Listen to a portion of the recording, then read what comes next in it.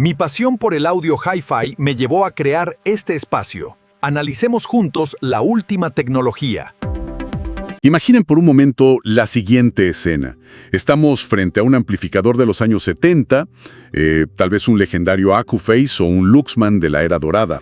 O un clásico Sansui, por ejemplo. Exacto, un Sansui inmaculado. El panel frontal de aluminio cepillado brilla sin un solo rasguño, los búmetros se iluminan con esa luz ámbar cálida y bueno, los interruptores tienen ese chasquido táctil pesado, casi hipnótico. Es una belleza.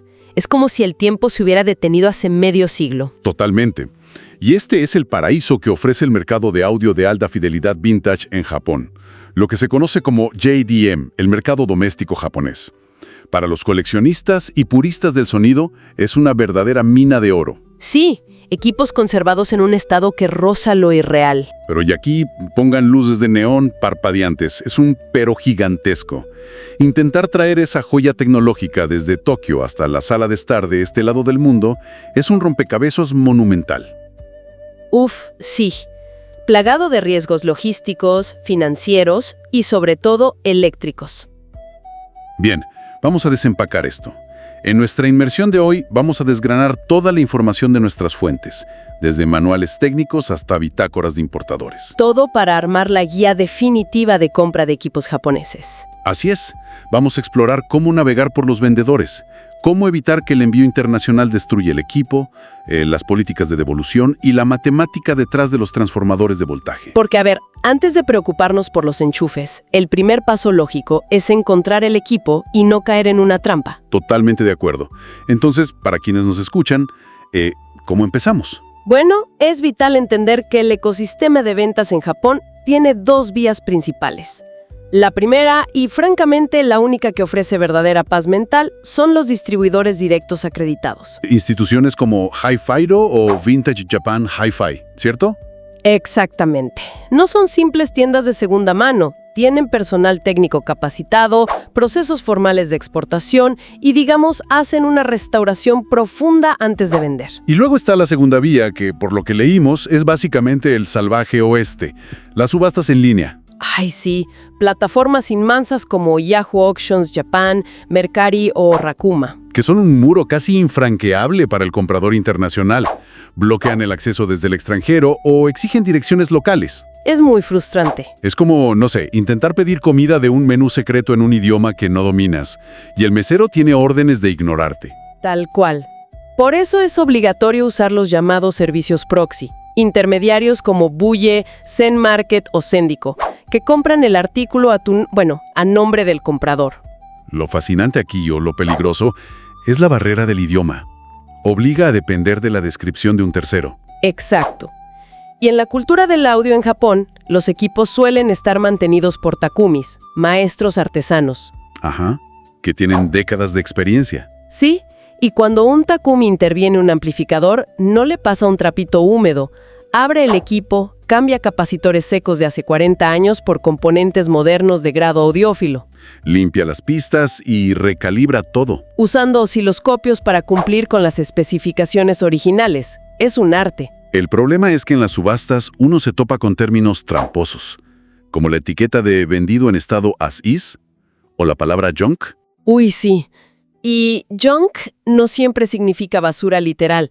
A veces el vendedor simplemente no tiene cómo probarlo o lo vende para repuestos. Y hay otro término que aparece mucho en los foros, el hakori. Ah, el hakori. Es la onomatopeya japonesa para el ruido de estática. Ese rasgueo molesto en los altavoces cuando giras una perilla antigua, ¿no? Exactamente. Ocurre porque la pista de carbón dentro de la perilla se desgastó o tiene polvo tras décadas de uso. Ahora me imagino la ansiedad de un comprador novato.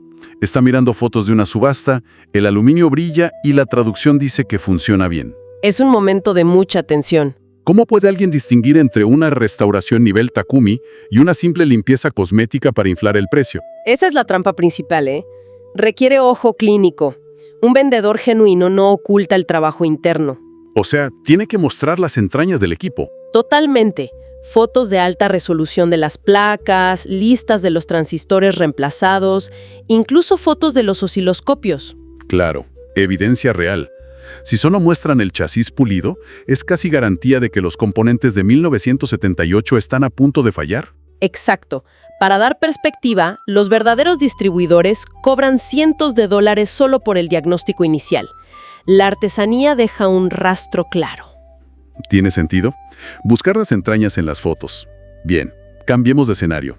Encontramos el equipo soñado y el pago pasó. Viene el siguiente gran jefe del videojuego, la logística. ¿Cómo hacemos que un bloque de 25 kilos de hierro cruce el océano sin convertirse en confeti? Las historias en nuestras fuentes son para no dormir. Son de terror realmente. Resulta que el embalaje estándar de un Proximumbo, como Boye, es meter la caja en otra caja con un poco de papel. Es como meter porcelana fina en una bolsa de lavandería. Y tirarla por las escaleras. Los foros están llenos de gente con chasis abollagos o placas partidas. ¡Qué dolor!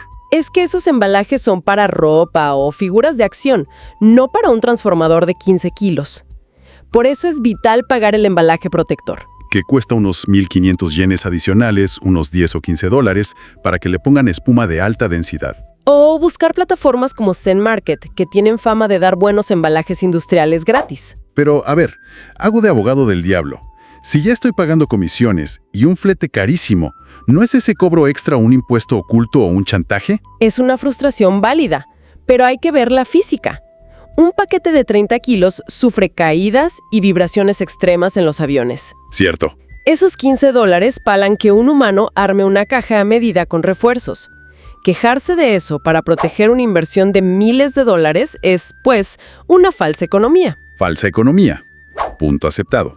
Y hablando de aviones, aquí hay un dato que me dejó boquiabierto. Los altavoces no pueden volar. Así es, por seguridad aérea. Tienen imanes inmensos de alnico que interfieren con la aviónica del avión, ¿verdad? Totalmente. A menos que estén forrados en plomo, esos campos magnéticos masivos son un peligro para los sistemas de navegación. Qué locura imaginar que unos altavoces desvíen un avión de carga. Por eso, por regulaciones internacionales, deben enviarse por vía marítima, lo que tarda de 1 a 3 meses. Bueno, los altavoces van en barco, pero para lo que sí vuela, vimos un cambio hacia el servicio UGX de Sagawa para el mercado americano. Sí, en lugar del tradicional servicio postal EMS. Aunque las tarifas de UGX son brutales, un 30 o 40% más caras. Sí, puedes terminar pagando 500 dólares solo de envío. Pero usan la modalidad DDP, Delivered Duty Paid. Los controles aduaneros están saturados. Claro, un paquete gigante declarado como electrónica usada levanta alarmas de inmediato. Y si se queda retenido semanas en una bodega húmeda y sin control de clima, es una sentencia de muerte para los capacitores vintage. Entonces, el modelo DDP asegura que cruce la frontera rápido. Pagas la prima para minimizar el tiempo en un ambiente hostil. Así es. Es pagar por la supervivencia del equipo. Ok, pongámonos en el peor escenario. Pagué todo, llega el paquete, lo conecto y no enciende. O suena horrible. Uf, el escenario de pesadilla. ¿Qué opciones reales hay? Porque las políticas de devolución que leímos son despiadadas. Son asimétricas y protegen al vendedor japonés. Tiendas prestigiosas como Exclusive Audio tienen política de 0 devoluciones internacionales. Punto. Todo as is. Y si tomamos distribuidores más amables, el proceso de autorización de retorno, o número RA, es un campo minado. Tienes 7 días para reportarlo y una ventana de solo 25 días para que el paquete regrese a Japón. Y si el número RA no está gigante en la caja, te lo confiscan sin reembolso. Tal cual, lo rechazan en la puerta. Y las bofetadas siguen. Te aplican una penalización de reabastecimiento del 30% sobre el valor del equipo. El famoso restocking fee. Y el comprador asume siempre el costo de envío de regreso a Japón. Incluso si la reparación entra en garantía. Siempre, sin excepción. Aquí la lógica me explota. Si pagué 500 de envío de ida y 500 de vuelta, más el riesgo de perder el 30%, ¿no es un suicidio financiero? Totalmente. La compra no tiene garantía práctica. O sea, siempre hay que presupuestar dinero extra para un servicio técnico local competente. Exacto. La única excepción es un fallo catastrófico donde los repuestos no existan aquí. Pero la prevención lo es todo. Comprar equipos bien documentados. Bien. Asumamos que fuimos precavidos. El equipo llegó perfecto y está inmaculado en la sala. Pero falta el jefe final. y está en la pared de la casa. La electricidad. Quienes nos escuchan deben entender esto. Japón opera exclusivamente a 100 voltios, Sí, una singularidad geográfica muy importante. mientras que gran parte del continente americano opera a 120 o 220 voltios. Conectar un amplificador JDM de 100 voltios a 120 es inyectarle una sobretensión constante del 20%. Y eso plantea una pregunta crítica. Ese 20% extra no va a hacer que explote de inmediato. Sería mejor si lo hiciera, así te das cuenta del error. Claro, al menos sabrías que metiste la pata. Pero no, ocurre una muerte lenta y silenciosa. Genera un calor masivo que cocina lentamente los condensadores por dentro, Agarras una joya diseñada para durar 40 años más y la arruinas en meses. aumentando el riesgo de un incendio interno, además. Y para que quede cristalino, las regletas universales o adaptadores de viajes son completamente inútiles, ¿verdad? Totalmente. Esos plásticos de $5 solo cambian la forma de las patitas, no alteran el voltaje. Usar eso es como, no sé, echarle gasolina sucia a un Ferrari clásico. Exacto, va a encender, pero estás destruyendo el motor. La única salvación es un transformador reductor de voltaje de alta calidad, un step down. Y tiene que ser de alta calidad. Los industriales baratos meten ruido y zumbidos electromagnéticos en la señal de audio. Arruinando el propósito de la alta fidelidad. Tienen que ser transformadores de núcleo toroidal. Los que tienen forma de dona, marcas como AQPUR, R-Inc o Nisio. Sí, su diseño confina el campo magnético y da una onda de energía limpia. Pero ojo, no solo es el tipo, es el tamaño. La regla de oro es multiplicar el consumo por 2, ¿no? Así es. Si el amplificador consume 85 vatios, necesitas un transformador de mínimo 170 vatios. ¿Por qué hay que sobredimensionarlo tanto? Porque la música tiene rango dinámico. Cuando hay un golpe profundo de bajo, el amplificador exige una ráfaga masiva de energía instantánea. Y si el transformador está al límite, el voltaje cae y suena comprimido o distorsionado. Sobredimensionar garantiza que el equipo respire y rinda al 100%. Y justo cuando uno cree entender la electricidad, Japón lanza una bola curva. El problema de los hercios. Ah, sí. Japón está partido por la mitad. El este, como Tokio, a 50 hercios y el oeste, con Osaka, a 60. Para un CD no importa, pero para los tocadiscos vintage. Los motores síncronos de los 60 y 70 son esclavos de la frecuencia de la red eléctrica. Si conectas uno de 50 hercios en una red de 60, el motor recibe más ciclos y gira un 20% más rápido. Pones jazz suave y suenan las ardillas cantando. Todo acelerado. Y ahí el transformador no te salva, porque solo baja el voltaje. Hay que cambiar físicamente la polea mecánica del motor. Es un recordatorio de una época donde la mecánica pura y la electricidad estaban fusionadas de forma indivisible. Para los puristas es un obstáculo que no se puede evadir. Entonces, ¿qué significa todo esto para la audiencia?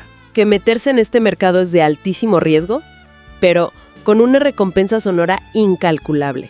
Requiere muchísima investigación. Buscar fotos de la restauración Takumi, no ser tacaño con el embalaje protector. Asumir que las garantías son un hoyo negro financiero y que un buen transformador toroidal es sagrado. Dominar esto separa un desastre masivo de lograr un paraíso analógico insuperable. Convierte una apuesta de casino en una inversión calculada. Asegurando que estas obras de arte se preserven por décadas. Y esto me deja con un último pensamiento provocativo. Hemos analizado cómo los ingenieros japoneses afinaban sus circuitos con una obsesión testaruda para exactamente 100 voltios. Ni uno más, ni uno menos. Esa inflexibilidad era la columna vertebral de su perfección sonora. Y eso nos hace preguntarnos, ¿qué nos dice esto sobre la electrónica moderna y compatible de hoy? Los aparatos que toleran de 100 a 240 voltios de forma automática. ¿Acaso nuestro afán por la conveniencia del conectar y usar, estamos sacrificando la excelencia técnica y la pureza del rendimiento?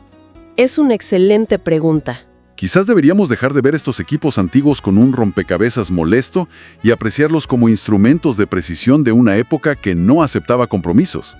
Definitivamente algo para pensar la próxima vez que nos sentemos a escuchar nuestro disco favorito.